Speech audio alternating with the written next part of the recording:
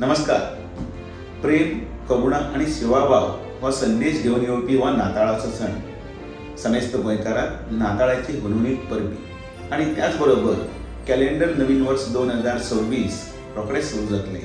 त्याही वर्साचे हुनहुनीत परबी समेस्त गोंयकारांक हे नवीन वर्स सुख समाधानाचे, बरबरीटीचे, हेल्थ वेल्थ प्रॉस्पेरिटीचे आनी भलायकेचे वचूं अशेंच हांव देवा कडेन मागतां आनी सगळ्यांक परतून एकदां परबी दितां.